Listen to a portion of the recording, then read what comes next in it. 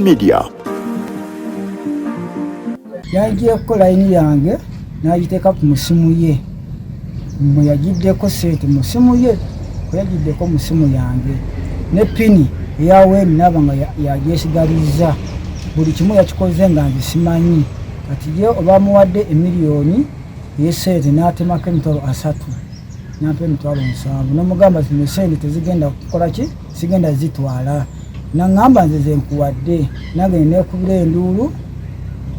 Wa mukama waabwe wa Diso nangamba ngende wali nengendayo tugenda ku poliisi ne bamala okuripotinga bamu abasirikale n'agenda amunona ku akawunti sele teziriiko nga message bazifuna ze miliyoni 1.4 naye bagenda ku akawunti ya Sacco ya Wendi ziriiko nga alesa akacaka nako ekyamaani wa Sacco Mutyaba Ali abantu agano ba sente ngate sente bamulabbe kola ki ezimuwa azigabira abantu banku te ukwasi ne bandi tisinda nabadde ngamba dipis bundi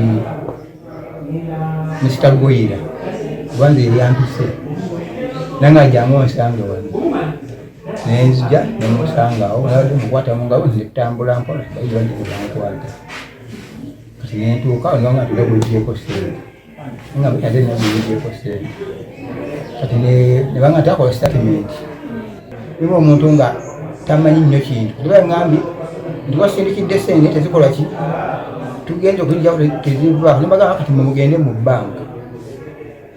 banka gye balina okukyusa oba werabidde pini ne bakola ki ne bagikuddizaamu kati bo ne ngenda nabo mu banka eri batuuse ne tulaba manager mu banka nemba mukwasa nagamba kati ngenda bateekeramu message zaabwe message zijja kudda yajjo bageza okuba amasimu olina abuuza wati bakubanya amasimu nemuganze kyamani wa PDM abantu mbadde ngenda kubawa sente zaabwe ne kati ndi wano bakuze bankutte kyakubiri olwaleero wabadde kubaka abantu abalina era ku ndagamuntu zaabwe kati baali balinako era kati nakimaliriza olwaleero tulwamisa mukwegone kiki n'abateeka mu system buddewo efayiro nga tunoonyereza ku nsonga ya buddi obwa PDM money ba sente za PDM kigambibwa nti instead y'okuwa beneficiary akakadde kamu k'essente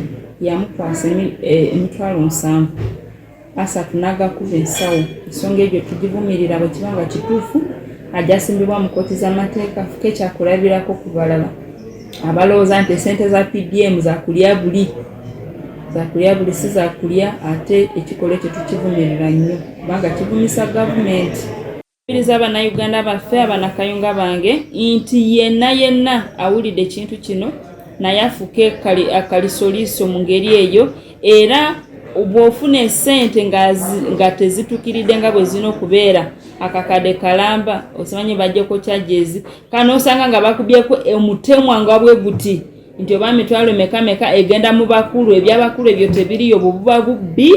Give the report of one Sacco leader of Namagabi parish, Mutyaba Ali, who was extorting 300,000 shillings from a beneficiary of PDM. What he does, he gets your phone and he gets your PIN.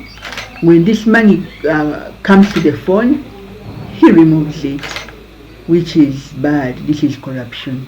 As the office of the RDC, we have taken a step. Mutyaba has been arrested, and we are doing all we can to produce him in court so that he can answer otherwise. Therefore, I call upon our community here in Kayunga, I call upon people to report these cases, because what I've heard, Mutyaba has been doing this, he has been extorting money from different PDM beneficiaries, but they fear to speak out. They don't give information. And if you don't give information, we shall know. Then the problem will continue and the government program will be paralyzed. Twagala ngaffe bamemba ba Sacco eyo kutuwa muntu omutuufu anaatukolera ffe ngaffe kitwagala.